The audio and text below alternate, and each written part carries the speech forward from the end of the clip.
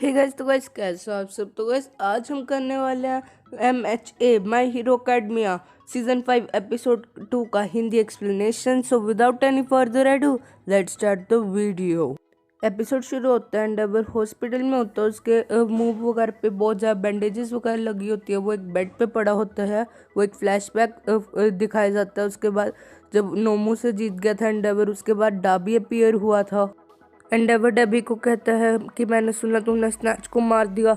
डबी reply करता है snatch snatch ये कौन है, उसे पता ही नहीं होता कि वो किस वे मार रहा है। बस वो इनोसेंट की जान लेता जाता है। और वो कहता है मोर इम्पोर्टेंटली हमें बात करनी है, कि उसे बात करनी थी उससे। एंडेवर उठ रहा होता है, लेकिन हॉक्स कहता है कि तुम रेस्ट करो, ये काम मैं करता हूँ। मेरे पास कम वेदर्स बचे हैं, लेकिन मैं इसे रोक नहीं पाऊंगा। हाँ, और लेकिन वो डाबी रिप्लाई करता है मैं तो सिर्फ यहाँ पे बात करने के लिए आया था। मैं कहाँ से टॉप 2 हीरोज़ को हरा सकता हूँ। वो ये मजाक करता है कि दोनों इंजर्ड होते हैं, कि आसानी से वो हरा देगा। बैटल स्टार्ट होती है, लेकिन वहाँ पे एक दूर सी हीरो आ जाती है और वो रोक लेती है। लेकिन फिर जो डाबी होता है वो ब्लैक सा कुछ निकालता है और गायब हो जाता है उसके बीच में, जैसे सीजन 1 के लास्ट एपिसोड में हुआ था। फिर हॉक्स कहते हैं लगता है अभी के लिए केस क्लोज्ड है, लेकिन एंडेवर कहता है कि नहीं, ये अभी बिगिनिंग है। फिर फ्लैशबैक हो जाता है ख़त्म, और उसके बाद हो जाता है start my hero academia season 5 का इंट्रो। और वो ख़त्म होता है। हॉक्स डाबी को कह रहा होता है ये बहुत ज़्यादा डिफरेंट था। वैसा तो बिल्कुल नहीं था जैसे तुमने मुझे बताया था, और तुम्हें मुझे चीज़ एडवांस में बता देनी चाहिए। लेकिन डाबी रिप्लाई करता है तुम्हें भी, तुमने बोला था कि तुम कोई रैंडमली स्ट्रॉन्ग बंदे को लाओगे, लेकिन तुमने नंबर 1 हीरो एंडेवर को लेके आए। और फिर वो बातचीत ऐसे करते हैं, बातचीत ख़त्म हो जाती है। वो कह के चला जाता है डाबी कि अभी मैं तुम्हें बॉस से मिलने नहीं दे सकता, लेकिन अभी इन टच रहूँगा मैं तुम्हारे साथ। और उसके बाद फ्लैशबैक चालू होता है।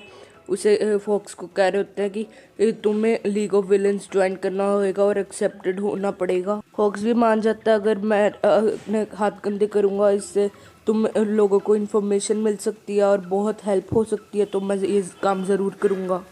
फिर हॉक्स जाता है एंडेवर को मिलने, और वो मन में बोल रहा था आई एम सॉरी एंडेवर, ये सब कुछ मेरी वजह से हुआ था।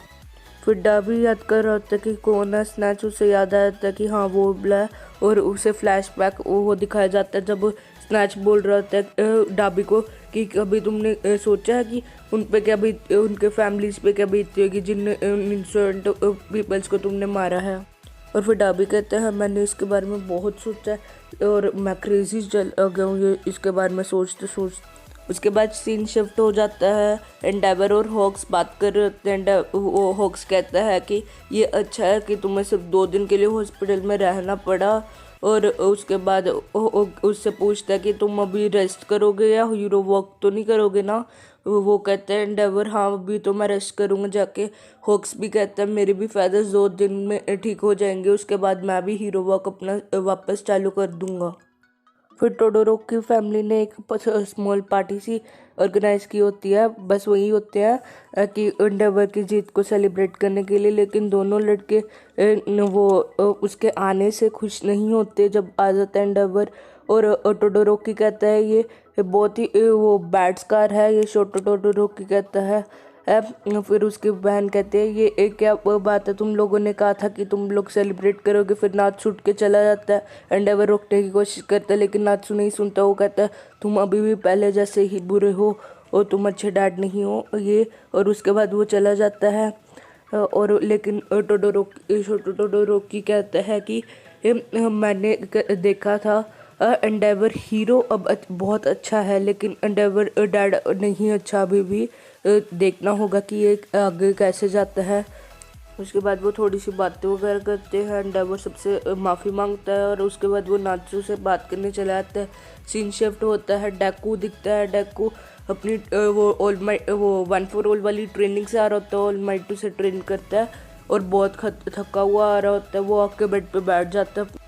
डेको को ड्रीम आता है। डेको एक ऐसी जगह होता है यूनिवर्स में, ऐसे स्पेस में, उधर वो कुछ बोल नहीं सकता होता। उधर 8 जाने होते हैं उससे मिला के। और वो बाद में पहचानता है कि वो सभी के सभी वन फॉर ऑल के ओनर्स है, क्योंकि उसने पहले भी एक बार फ्लैशबैक दिखी थी, तब सिर्फ उनकी आंखें और थोड़ा सा चेहरा के शेप से ही दिखी थी, लेकिन इस बार वो सबको क्लियरली देख सकता है, सबको। और यहाँ पे ऑल माइट के अलावा सारे होल्डर्स होते हैं, और खुद डेकू 9th होल्डर होता है। हमें ये भी पता चलता है कि डेकू लास्ट होल्डर होने वाला है वन फॉर ऑल का, लेकिन बस उधर ऑल माइट नहीं होता, बाकी उसके टीचर भी होते हैं ऑल माइट के, जो जहाँ जिससे उनसे मिला था वन फॉर ऑल माइट को, और सब होते हैं। फर्स्ट होल्डर जो होता है वो उसे एक ड्रीम में ले जाता है कि कैसे स्टार्ट हुआ था, वन फॉर ऑल कैसे बना था, और वहाँ पे ऑल फॉर वन वाला विलन भी देखता है।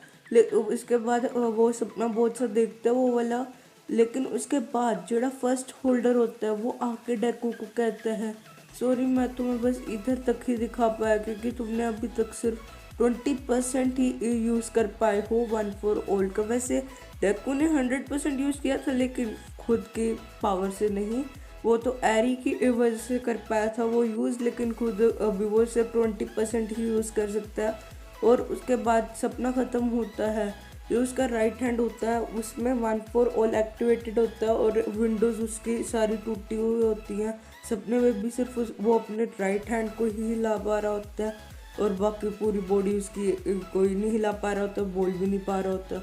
तो यहाँ पे हो जाता है ऐसे एपिसोड ख़त्म। बहुत इंटरेस्टिंग एपिसोड था जो वो ड्रीम वगैरह वाला आया था ना। देखते हैं अगले एपिसोड में क्या आता है।